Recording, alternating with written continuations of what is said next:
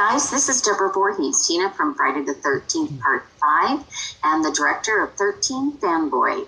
You're listening to Tommy Throwback Kovac on Splat from the Past, Trick or Treat, Don't Smell Tommy's Feet. See ya.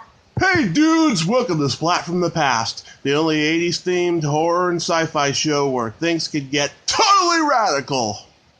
Now today, I will be welcoming back my good friend Adrienne King, who you all know as Alice from the original Friday the 13th. It's the 40th anniversary of that classic.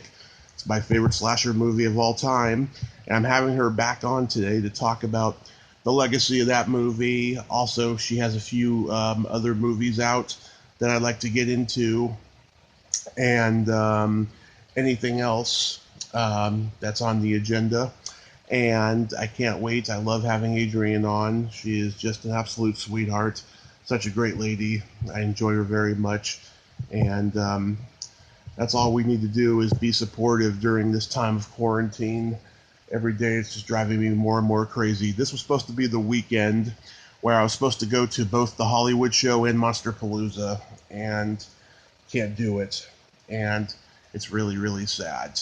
But I hope I get to do it this fall, and everything will be much better. And things are starting to get better. Places are starting to open up again. Hopefully, everything will be back to normal soon. I can only hope. So yeah, here is my new interview with Adrienne King. Hey, Adrienne.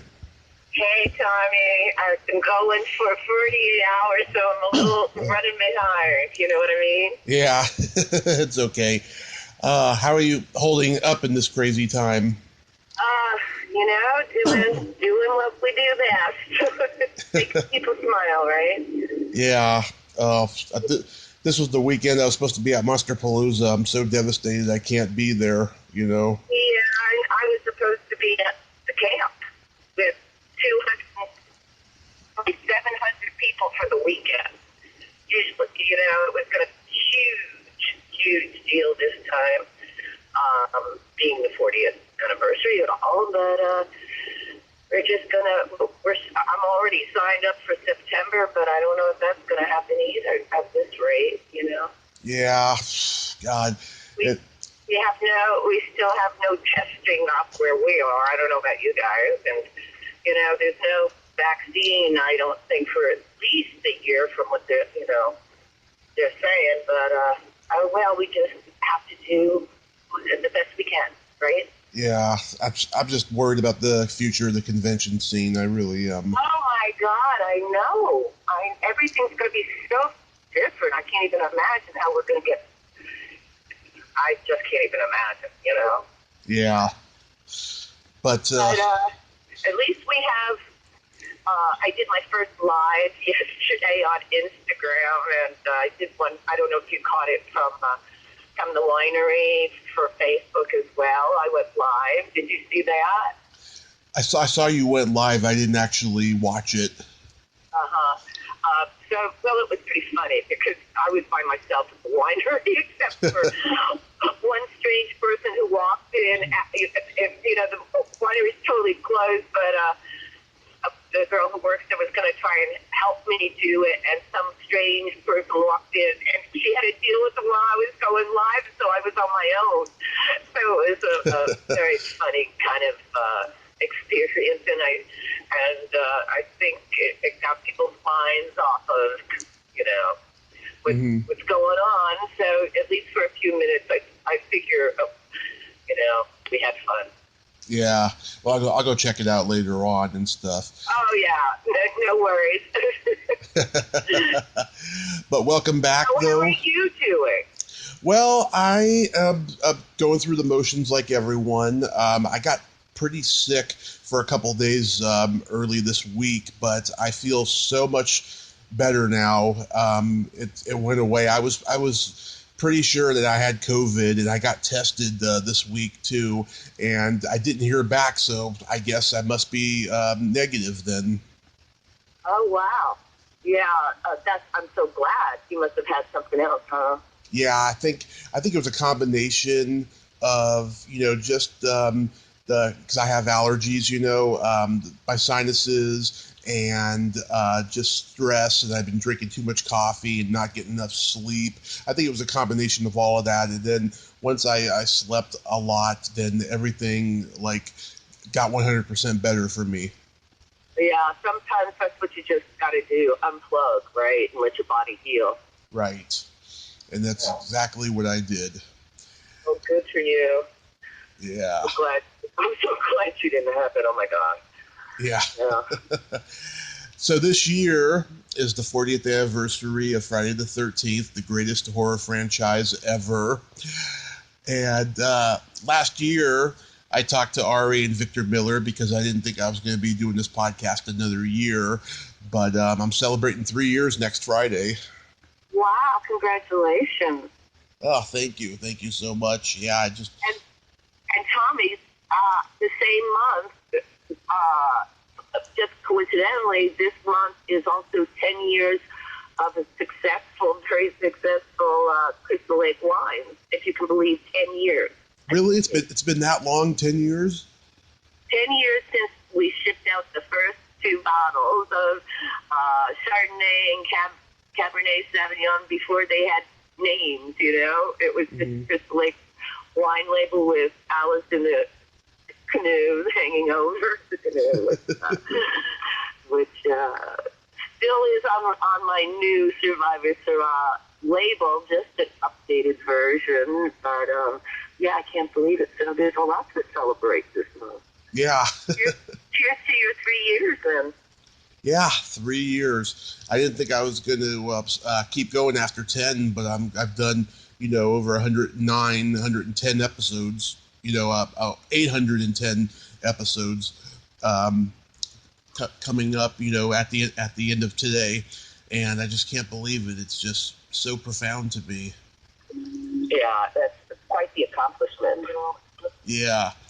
So year after year, do you see the franchise just getting better and better, and there's fans of all ages?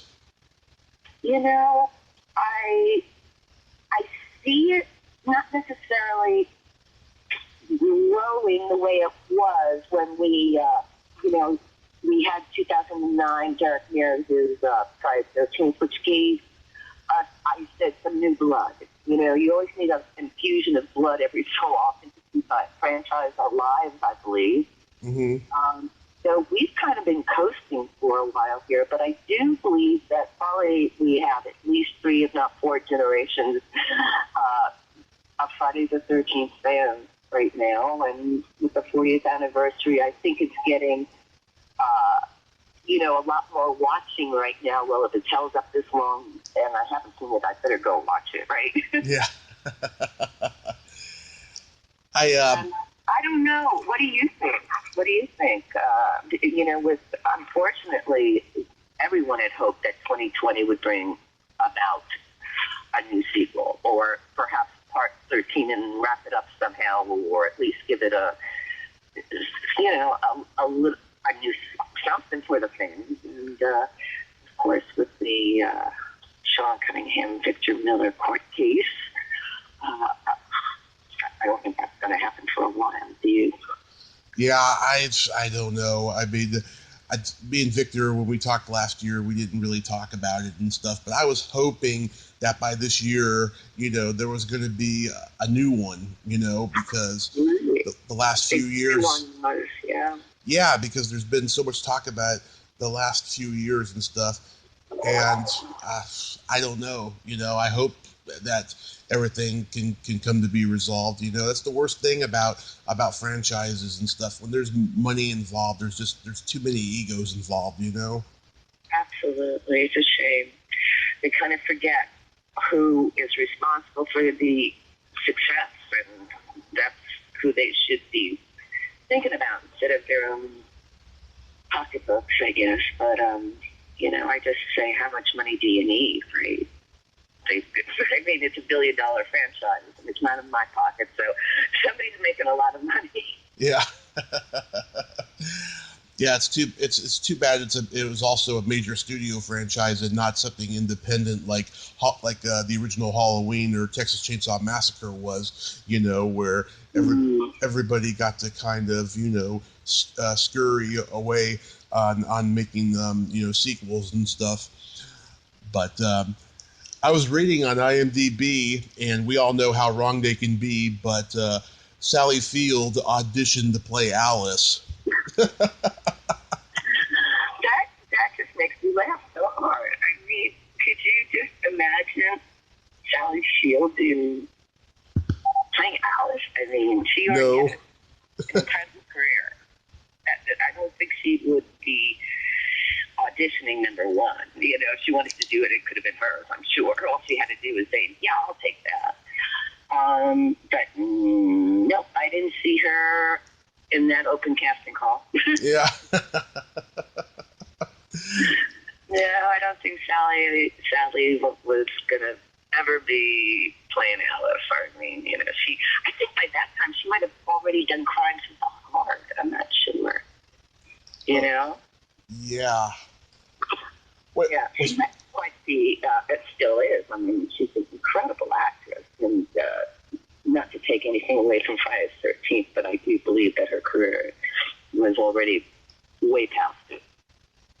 Wait, was Sally Field in? Oh no, you're talking about Places in the Heart. Oh, Places in the Heart, not Crimes of the Heart. Sorry, wrong genre there. Yeah, no, wrong play. Crimes of the Heart. No, love that movie too. Yeah, you know which one I meant. Yeah, Crimes of the Heart was Diane Keaton, Sissy Spacek, and I know that movie. Was it Jessica Lange or somebody? Yeah. Have you ever been back to the location where Friday the 13th was shot? Oh yeah, that's where I was supposed to be this week, and that's what I was talking about, the camp. Oh my goodness, you don't know about the whole camp, the Crystal. I think go to www.org or .com, but it's crystallaketours.org or .com.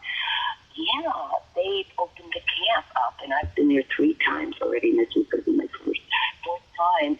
And we make a ton of money for the Boy Scouts, and we share it with 2 neighboring camps for kids, for children with cancer, and also inner city kids. So we've been doing this now for 2 years, maybe. Mm-hmm. Like I said, I'm already supposed to be going back in September, and it's monumental. Being a Friday the 13th, Tommy, you got to sign up for it. It's not people from around the world have been there. One guy named Peter, who's a good friend of mine, comes in from Australia whenever he can to go. Mm-hmm. It's a fabulous experience, and the Boy Scouts totally embrace it now. And they know everything about the movie, and they take you on tours, and oh my goodness, it's just, check it out. Go on their website and sign up for the next one if you can. Yeah, well, after all of this is over, yeah, I definitely would check it out. Yeah, has the local town declared it a historical landmark? They embrace it. I mean, the Blairstown guy, they have mugs and everything that says, it's my Happy Friday 13th. We have killer service, killer food. I mean, the whole town is always now celebrating Friday the 13th. They embrace it. It brings money to their little town, Blairstown, Yeah. Does it still look the same like it did back then, or did it? Exactly. And now, because of the money we've been able to make through the camp, they've even added Alice's trading post, which is back in the meadows. Alice was putting the gutters up on the trading post. Well, that had been torn down, and now there's a huge new big one, and it's gorgeous. And it has a porch, and that's where they do their fun things from the camp. It's quite the experience, and anyone who is a Friday the 13th fan should check it out. So go to crystallaketours.org or .com, I'm not sure. Yeah. And when they started making the sequels in which Jason is the killer in the hockey masks, did you ever say to yourself, why? Yeah, I was kind of caught up in a whole different thing at the time when I wasn't really following Friday the 13th during the sequels. I had my stalker, and that kept me very busy and on my toes, and not really, especially in theaters at the time. But I think it's, to me, Jason and the rest of the after part one, everything changes. Obviously, part one can stand on its own. The rest of the movies kind of build on each other, Yeah. And as far as I'm concerned, I always say part two resolves Alice's post-traumatic stress dreams, because she would have had quite a few. And so she's still alive in the woods, drinking fine Crystal Lake wine and painting her beautiful paintings. That's so awesome. Did you already film your stuff for 13 Fanboy? You have not been following my page. No, I didn't ultimately did not do that, Tommy. Okay. Unfortunately, what happened, Deborah Voorhees and I actually discussed it in Idaho. We were both there. I got the first Trailblazer Award from the Idaho Film Festival there in 2017. Yeah, maybe, yes. And we discussed doing something together, and she had always been appreciative of what I'd gone through with my stalking and how horrendous it was, and she said she was going to write a screenplay about it. Well, the screenplay was so close to home that I couldn't do it. Yeah. So we tried to find another small part for me, but it just didn't make any sense, and I know what my fans want, and they don't want to see me killed in the first 3 minutes of the film. I've already done that, so my character. So we just, I wish fans. Are you involved in it as well? No, that's why I've been very out of the loop with the movie and stuff. I did audition for it, and I didn't get it and stuff. I was hoping to get at least a cameo in there, because not to toot my own horn, I am the best podcaster that the franchise has ever talked to. So I'm a little bitter by it and stuff. So no, yeah, but I didn't get to do it, and actually, I don't know if you knew this. Dee Wallace stepped in for me. I knew she was in it. I didn't know she stepped in for you. That's good. I love Dee. Yeah, me too. She's a sweetheart. But like I said, the movie was just way too close to what really happened, and I just didn't want to go. And we lived one of the worst times in my life. So I go back. I always say move on. Yeah. Have you ever thought about making a documentary about how playing Alice was a curse and then ultimately a blessing for you? Again, that would mean I'd have to spend a lot of time going where I don't want to go to. So it's been many times people have asked me to either write a book or do something along those lines, some sort of documentary.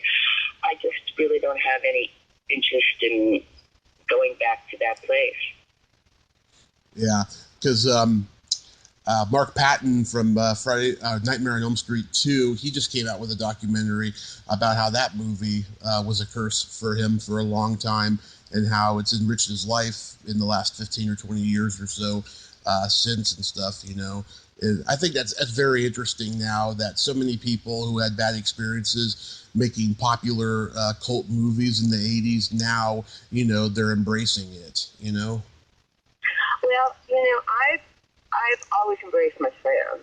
That's always the case. But it wasn't until '04 that I shared my story with the fans, and because without social media, podcasts, whatever, how is anyone going to know unless you write a book, which I didn't. So yeah, once I shared my story with my fans, We became very, very tight as a group. You know, I feel like we're a family. We count on each other a lot. Yes, I feel that too. Yeah, it's important. Yeah. You had a movie out last year called Killer Therapy. It's not out. It's going around film festivals and killing it, so to speak. It was winning almost every film festival, in, at least in one field or another. It was winning Best Director or Best Film in many, and we were going to go to Spain and Brazil, and pandemic hit, so I don't know what's going on with it at the moment, but it's not out yet. But it is seriously to die for. It's very good. My fans will love it. You will love it. PJ Souls is in it. Oh. Tom Matthews is in it. And there's some incredible young new faces that are fabulous actors. So you'll be seeing it. I'm just not sure where or when. Mm-hmm. Okay, I did though. I thought it was out or something. But is it too early to talk about the dead girl in Apartment 03? The same thing's going on with that. As a matter of fact, not this week, the following week, we were all supposed to do something in Connecticut. I can't remember exactly what weekend, but it was shot in Connecticut. And we were gonna, I think, premiere it or something, so I don't know what's going on with it. It's not out yet. Mm-hmm.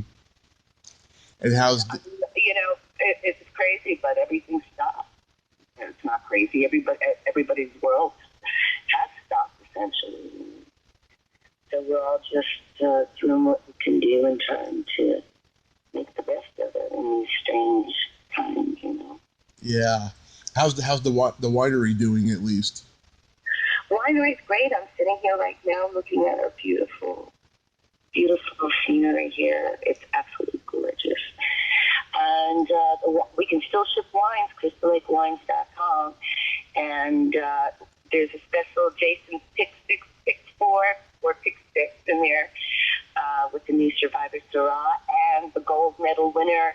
We have a Voorhees Viognier, it's called the Vengeance Viognier, and that actually picked up a gold medal last 2019 at the Oregon Wine Expedition. So we're pretty proud of that one, and all the wines are just really good. I wouldn't have a successful 10 years of Crystal Lake wines if it wasn't because we spend nothing. It's a boutique winery, Valley View. It's owned by a family, and they're the only ones that, they're hands-on. I'm hands-on Crystal Lake wine. So nothing goes out unless everybody can be proud of it. So that's why we don't spend anything on advertising. We don't have to. It's all word of mouth and repeat customers that are very happy campers. Yeah, I can imagine that. And do you guys do anything different with the wine? Like I know that Dan Aykroyd's got that vodka where they don't put sugar or any preservatives in it. Do you guys do something different with the wine? All our wines are all natural. Everything up here is all natural in Southern Oregon. Are you kidding? Nobody puts anything bad on anything up here. The reason we can't say organic is just because it takes so much time to regulate organic, but everything's natural. That's 100% natural. So, and our winemaker here, John Guerrero, has been here since the mid '80s, and he is a graduate of UC Davis, which I'm sure all of your listeners down there in California know is the Harvard of wine schools. And so he's here with family, and they know what they're doing. I know what I love, and together we're a fabulous team.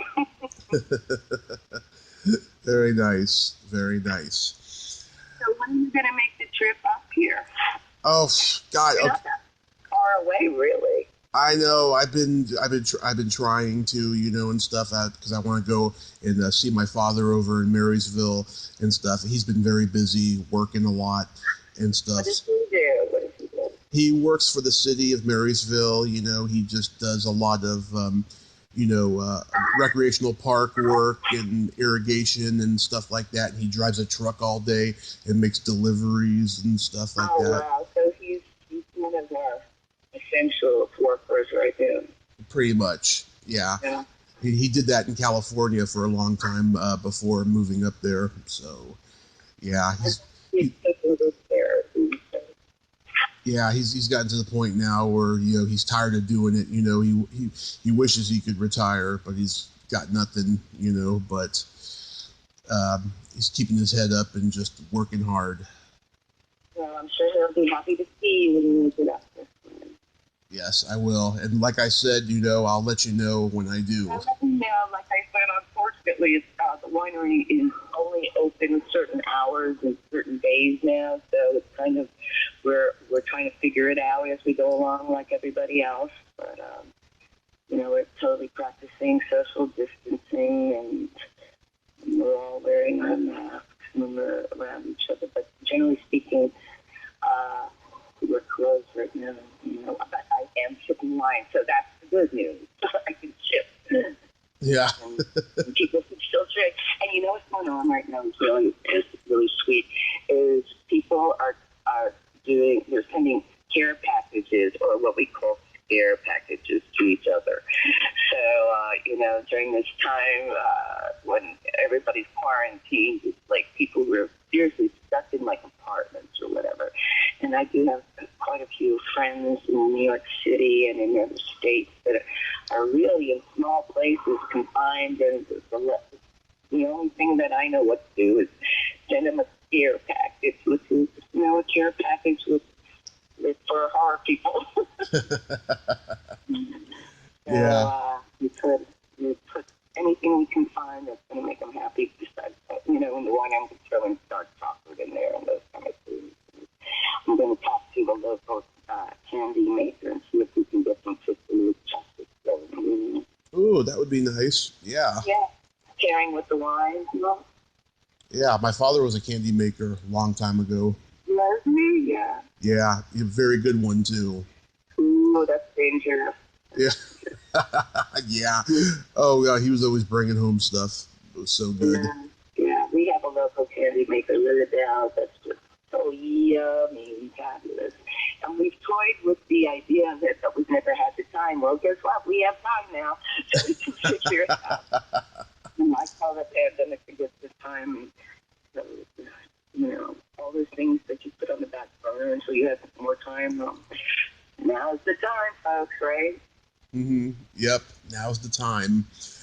And I hope after this all ends and stuff, you can get back into the conventions again. Oh, me too. That would be great. And I'm going to have to say goodbye soon because, believe it or not, I have another interview after you. And it's crazy. I've spoken to 2 continents and 3 countries and 4 podcasts in 48 hours. Oh, believe it or not, Adrienne, my next interview is Dean from Jen and Dean. Well, give him my